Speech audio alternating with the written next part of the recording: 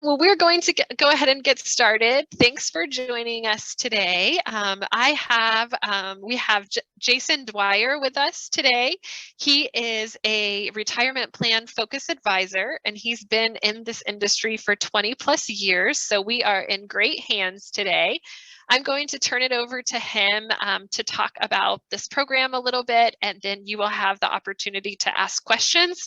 We also have Kate Combs, who is actually on one of these plans, and so she's on today as well, and actually recommended Jason to us. So Kate, I'm sure would be able to answer some questions as well. So Jason, I'm going to turn it over to you.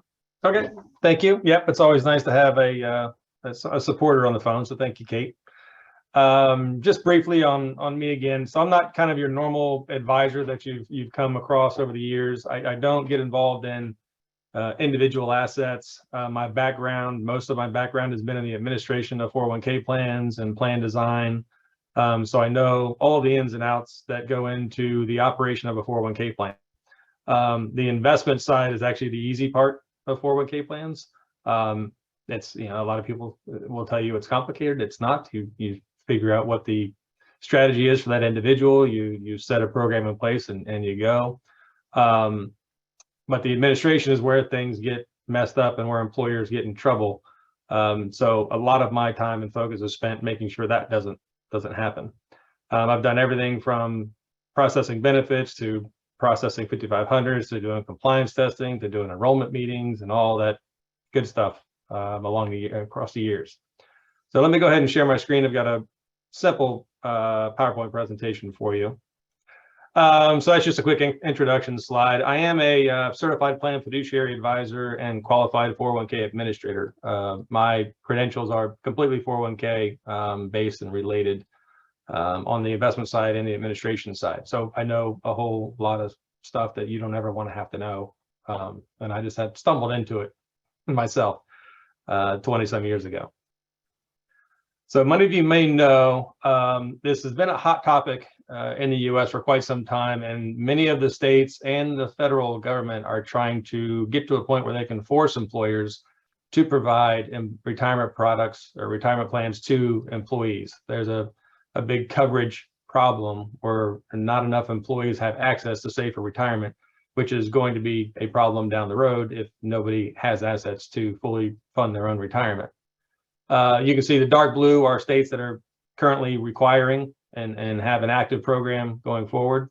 The light blue states have pending legislation that's going to go through, and then the very few that are not have nothing in place yet.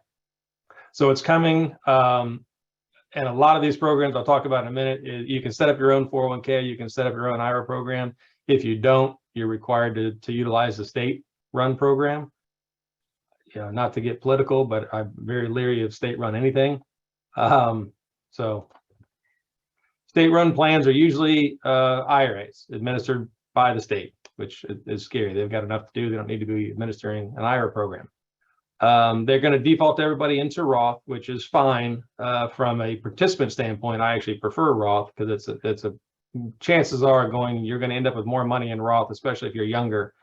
Than not. But the reason the government wants to do it is they want the tax revenue now. If you did a pre-tax contribution, like is typical in a Roth or in a 401k or an IRA, they're not getting that tax revenue on the contribution now. They're deferring it to later when it's a much bigger number that they can collect revenue on in pre-tax.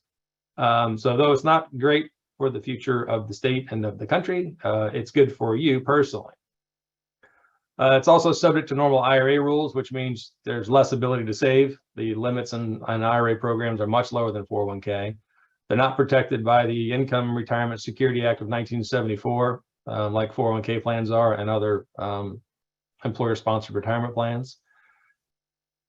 Another scary thing is a lot of the investments are state-run investments. I don't know why they're doing this. They don't need to. There are plenty of mutual funds. There are more mutual funds than there are stocks at this point. Professionally managed by professional money managers. So the only reason they're doing this is it's additional revenue for them because they get a piece of the fees associated with the investment. And they don't qualify for the tax credits available to 401k plans. I'm going to touch on this a little bit later, and it doesn't necessarily apply to the nonprofit side of your business, but if there's a for-profit side of your business, I know a lot of associations have both sides. They have a nonprofit side and then they have a for-profit side. If you set up the 401k plan under the for-profit side, you could take advantage of these tax benefits. So non-401k options for you are the simple IRA. They're basically an IRA, but they provide for additional savings amounts. So all IRAs are going to have access to pretty much the gamut of mutual funds and stocks and bonds. But the simple IRA program provides for an additional level of savings than a regular IRA does. As you can see, it's limited to 14,000. That's an additional 3,000 if you're over age 50. I try not to get into the weeds on this stuff, and then the maximum employer contribution is 3%, which is generally not enough in the nonprofit world, and it does require that employer contribution. If you did a normal payroll deduction IRA, which is basically just allowing people to contribute to their own IRA, but giving them the convenience of deduction through payroll, it's basically just a normal IRA. So there's no employer contribution, and you're subject to the regular IRA limits, which are currently $6,000 a year. So those are simpler. They're cheaper, but they don't have the ability to max out contributions. They don't have the bells and whistles that come with 401k plans, and they're certainly not as attractive to potential employees as a 401k plan is. So the 401k option, obviously, it's the most recognized. Everybody wants a 401k plan. You may not realize that there are $7.3 trillion in 401k assets in this country, and that was a T trillion. When I'm doing employee meetings, most people are astonished by that number, but they work. They've only been around for 40 years now. Early 80s is when they started, and they have $7.3 trillion. They're customizable. So this is where the fun part of my job comes in. We can sit down and kind of figure out what you're trying to accomplish with yourself as the head of the association, and with the employees. And there's a lot of fun customizable options within what are called permitted disparity rules with the IRS and DOL to accomplish those. Much higher savings limits. As you saw with the IRA, it was 6,000, and with the simple IRA, it was 14,000 plus the 3% employer contribution max. In a 401k plan, you can get up to $61,000 every year into the plan from a combination of personal contributions and employer contributions. And if you're under age 50, 20,500 of that can be a Roth contribution. So that's obviously taxable now, but that's $20,000 of tax-free investment going forward.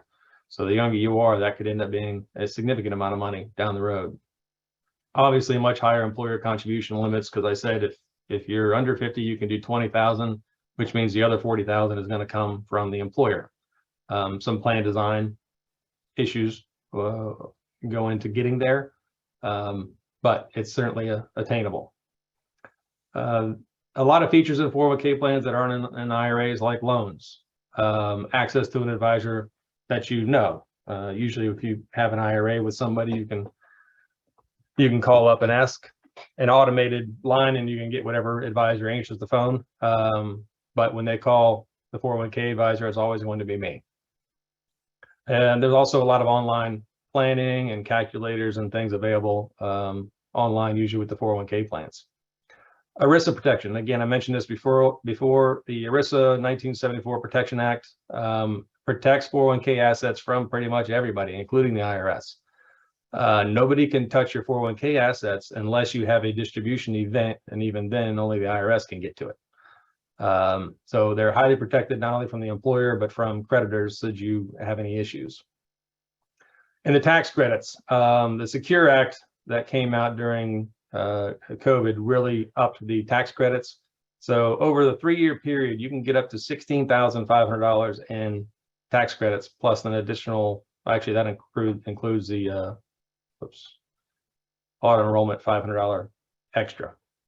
So if you have automatic enrollment in the plan, you get an additional $500 a year for that first 3 years. So there's a significant benefit, which basically makes the plan free to the employer to provide for the first 3 years. And with the plans we're providing, you won't get to $16,500, but at least you'll get most of it back. So setting up a 401k plan, if you don't already have one, which I don't think most of you do, when people set up 401k plans and they don't know what they're supposed to do or how to do it, they usually come across some advisor has their personal assets or is a family friend or a family member, and they don't specialize in 401k plans. So they go back to their shop and they just say, here, we're going to put them with this record keeper, this TPA firm. We'll take care of doing the employee meetings. Generally, they're going to provide you a menu, but just like when they sit down to do your personal investments, they're giving you a recommendation. When you choose that recommendation, you're making the decision. That's not how it works in this 401k product. I'll talk about that a little bit later. So you're in charge of the menu of investments and monitoring all of these service providers, specifically the fees that are being charged to your participants with regard to service providers. So that's if you're setting up a 401k plan on your own. ASAE has come out and decided to put together a program where you don't have to worry about doing all that stuff. They've taken care of everything for you. All you have to do is sign on the dotted line and make your elections for your plan design, the match, the vesting, the eligibility, that kind of thing. So they have fully vetted and monitored a couple of different record keepers. They fully vetted and monitored the advisors involved with the plan, including myself. I have to report to the committee every board meeting, the status of the investments in the plan, and the record keepers do the same. As the investment fiduciary, as the advisor, I take on the full responsibility for the menu of funds in the plan. So everybody has the same menu of funds inside the plan, and at my discretion and at my responsibility and my fiduciary risk, I have to maintain that menu to make sure the funds are performing as they should against their peer group, make sure the menu is diversified enough across all asset classes, and you don't have to worry about that. You don't even have any control over it, and you don't want control over it. And they've created, excuse me, 3 solutions to meet every association's needs. This has evolved from the beginning. They initially set up a program that was more designed for large employers and large 401k plans. And they kept getting to try to have me present this to some of their members. And I finally said, I'm not even going to take it to your members because it's not the appropriate investment. It's too expensive.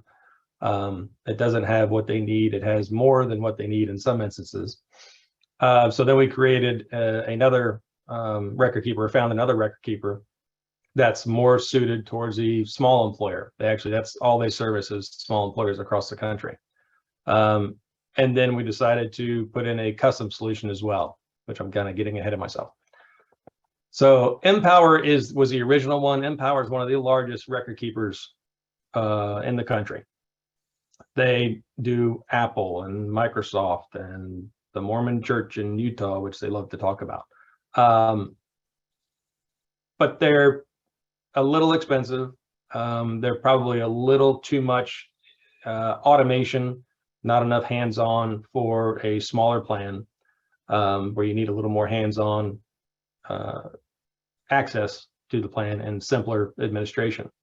So Ubiquity was a company I was using now out of San Francisco that used to be called the E-Plan 401k plan. And they focus on complete online, simple administration, not a lot of bells and whistles. In some cases, you can't even change they have several options. One, you can't change the plan design. It is what it is. You adopt that one, or you can do their custom K, but that's not the custom I'm about to talk about below. So they've kind of simplified things as much as possible and reduced fees significantly as well. That's the program that most of you will probably want to select. That's the program that Kate is on. And then there's the custom option, which would be, we don't use Empower, we don't use Ubiquity because you're looking for something different. And there's another provider out there that's doing something specific that you want done.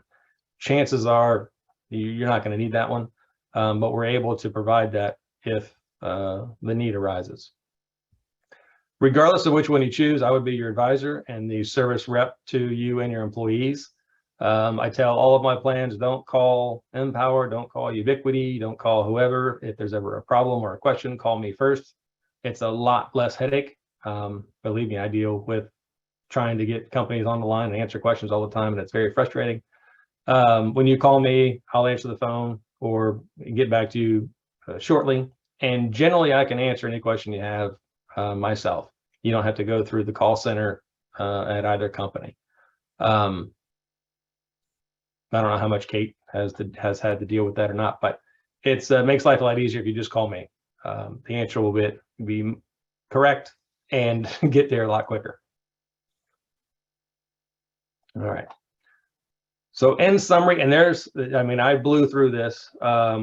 If I talk to you guys individually, we're going to go into more detail about your plan design needs, what options there are with regard to employer contributions, reclassifying some of your income and make it an employer contribution going forward. There's a lot of fun things to talk about, but I'm obviously not going to go into here and educate everybody because you don't want me to on all of that kind of stuff in this meeting.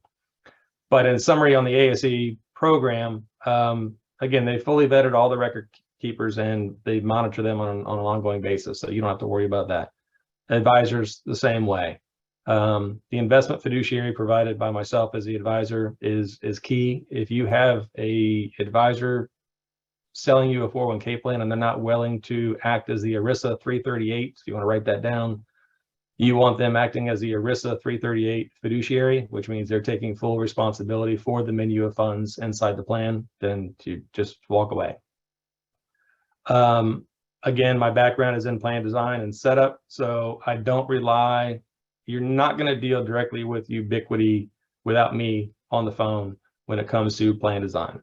We will have a call before that, which makes the Ubiquity call much shorter, to figure out what kind of match you're looking for. Do you want loans? Do you not want loans, etc.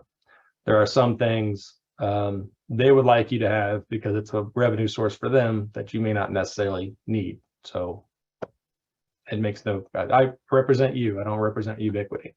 And they're a full service record keeper. Also, if you have an advisor selling you a 401k plan and part of that product is a TPA where you have a record keeper and then they're saying you have to have a TPA, you don't need a TPA. A full service record keeper will do all the things a TPA does, which is plan documents, testing, distributions. The only time a TPA would make any sense is if you have a complicated plan design. You know, you're a doctor's office with 50 highly paid doctors who are trying to maximize plans, and they need some sort of very unique, very complicated plan design that a standard plan document doesn't handle and a full service record keeper is not used to dealing with. Or something like law firm, something along those lines. For a regular everyday 401k plan that are all of my plans, you don't need a third-party administrator. It's just an additional cost you don't need to have.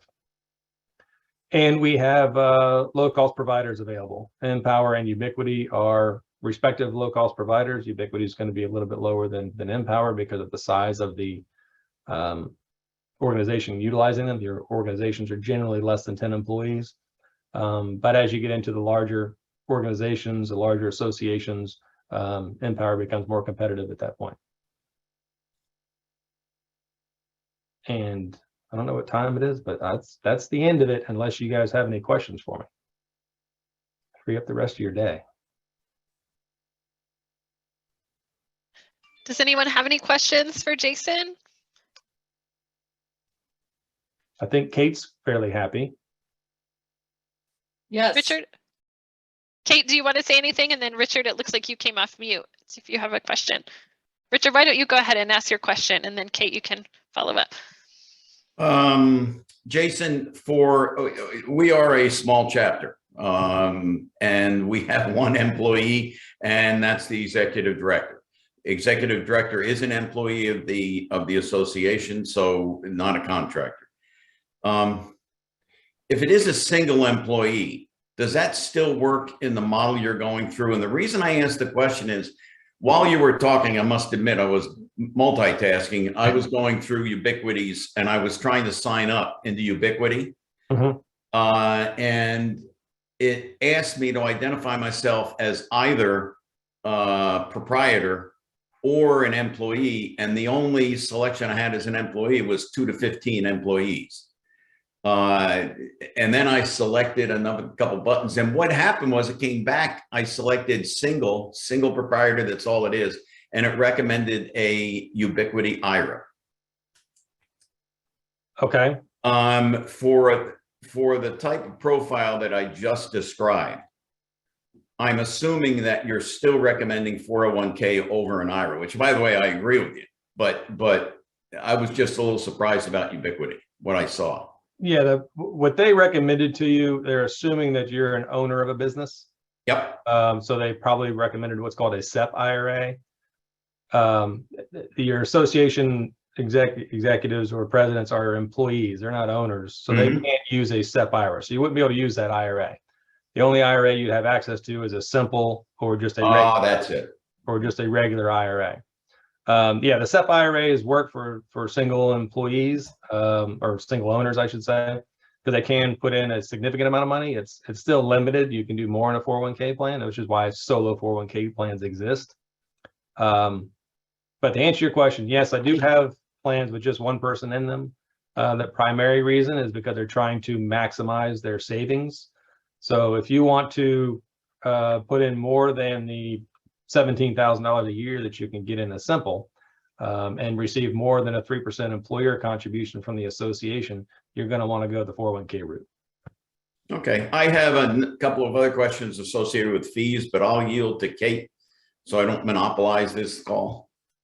I can probably answer some of those for you. So what happened is we were on an IRA program for 2 years prior to this, and I needed to start maximizing my personal savings for the future.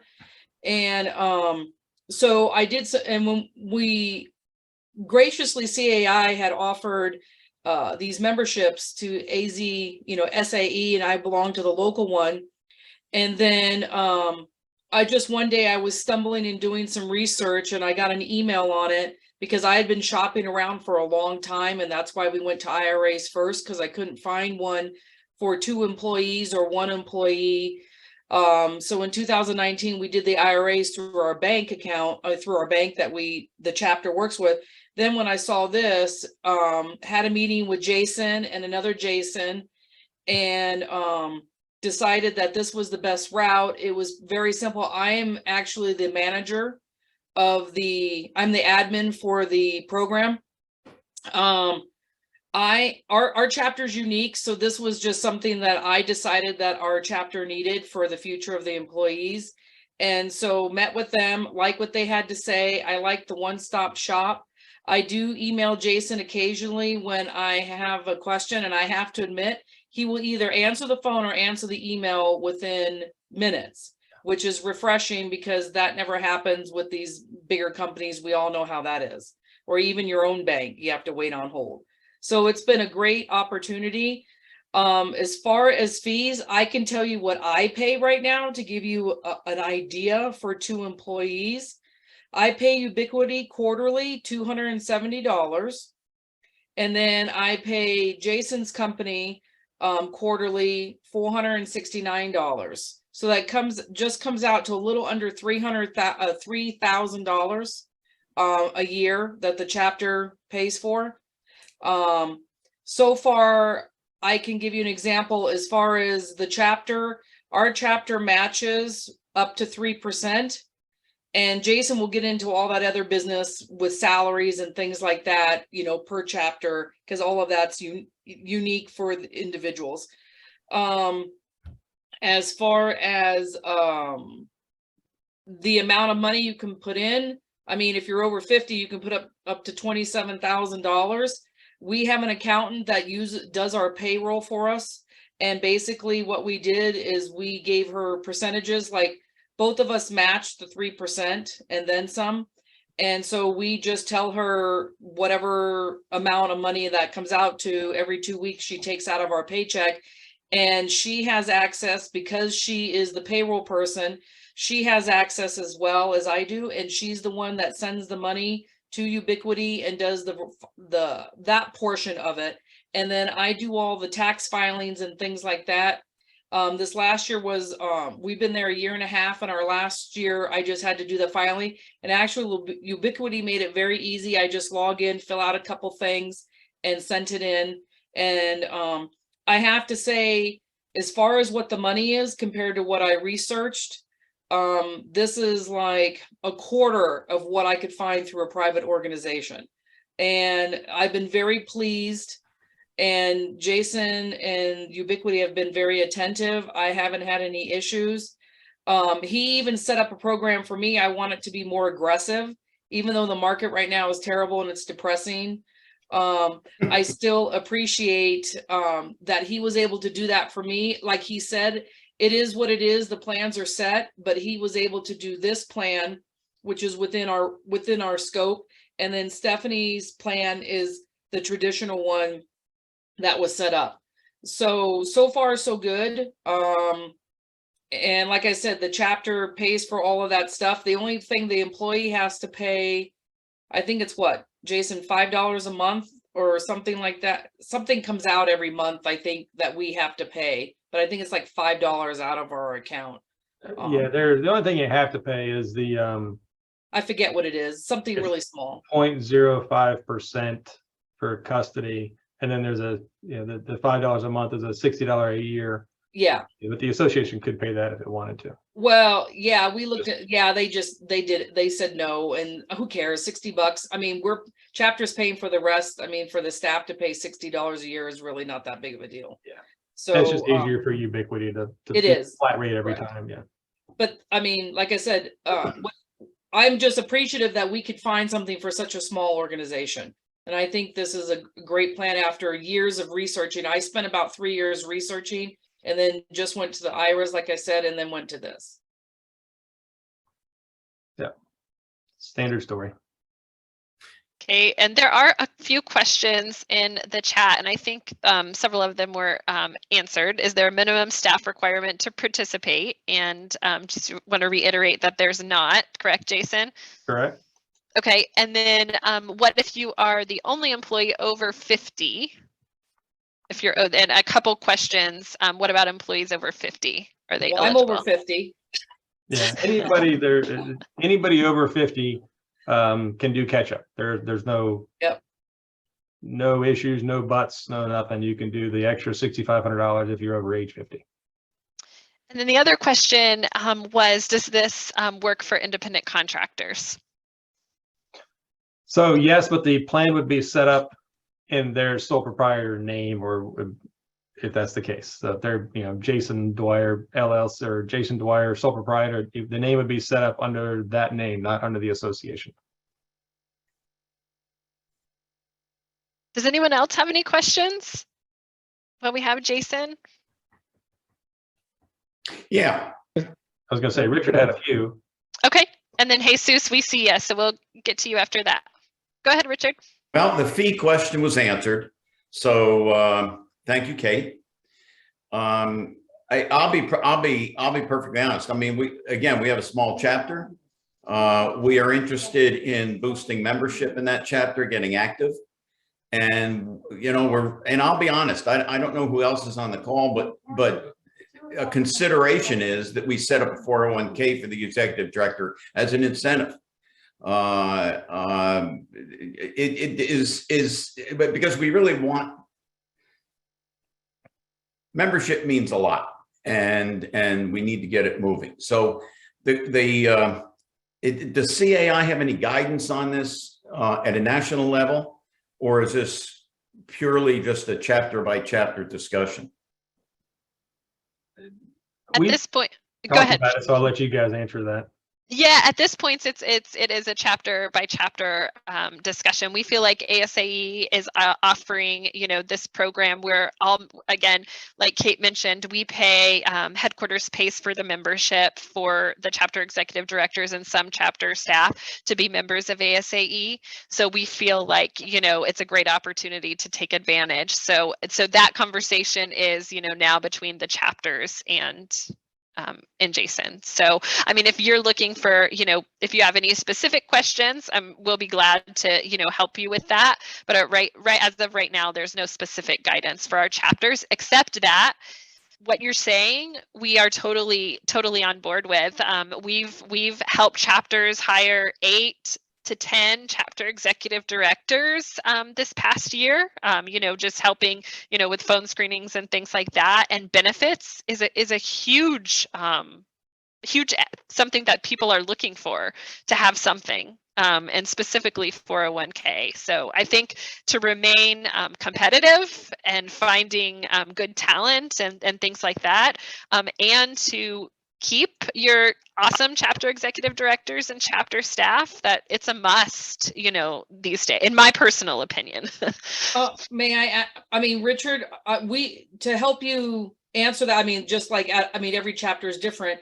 I chose to pay for all of that money through the chapter's funds, but it doesn't have to be. Like you said, you could make it where the staff pays a portion of that, and then over time you reward them by the chapter paying for it, and at least it gets it started or something of that nature. If the person's really interested in this opportunity, I can't see why they wouldn't. If it was offered to me when I first started, I would have been willing to pay just to get something going. Many of us I can see on here, have been here 14, 15 years or more, even 20 years, and we've had nothing.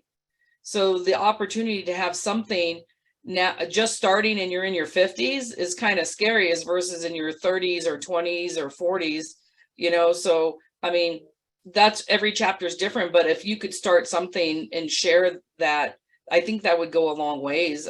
That's just my thoughts as an employee. Absolutely. Yeah. And to even know that it was available, because I was a chapter executive director before. Exactly. I didn't think I had the option for this, because I was the only one employee too. So just even to have the option, even if I was, contributing the most of it, I would have absolutely taken advantage of it as well. Okay, thank you guys. Jason, wonderful job. I've already checked out Ubiquity and you on LinkedIn during this discussion, so both seem real. and very nice job. And Emily, Kelly, thanks for teeing this up. Now, Absolutely. Jesus, you had a question as well. Yeah, I just personally, I have an index fund with Vanguard, and I know there was like a minimum startup of $3,000 or $5,000. Is there anything like that for this program, Jason, where there's a starting balance that's required or investment on behalf of the chapter? No. Okay. Yeah. Perfect. Thank you. Starts at zero, and then the $25, $100, or whatever coming out of paychecks just goes into whatever investments are in there. When you're putting, and I don't know if you've seen the lineup, and I'm glad you mentioned Vanguard, because I'm a huge fan of Vanguard. The Vanguard are the core investments. So all the index funds, the target date funds on the Ubiquity plan side anyway, which is the one I've selected, are all Vanguard funds. So I'm glad you brought that up. And anytime a fund has a minimum, that's usually waived when it's inside a 401k plan. Perfect. Thank you. It also, Jesus, it was easy to transfer the money. There was a form that you had to fill out. I merged from 2 different accounts of IRAs into one, and then moved Stephanie's as well. So we had 3 that we had to move. It was pretty easy. They were helpful. And then Jason was helpful as well to make sure we did it right. Jason, maybe earmuffs, but Kelly, Emily, I think you should make this mandatory for all chapters. We're going to lose, more business for Jason, but this is such a benefit that's missing from so many chapters, including the Houston chapter, myself. Jason, I'll get in touch with you as soon as I can afterwards. Okay, thank you. Awesome. Thanks, Jesus. Any other questions before we go? All right. Well, thank you, Jason. Jason, would you mind putting up the slide with your contact information one more time? We'll also follow up and send it out with the recording as well as the information that Jason provided. But here on the screen is his contact information. Feel free to reach out directly. And CEDs, we encourage you to share with your board members as well. And we'll make sure they receive the information as well. All right, everyone, have a wonderful day. Thank you again, Jason. All right, thank you. Talk to you soon. Bye, everyone.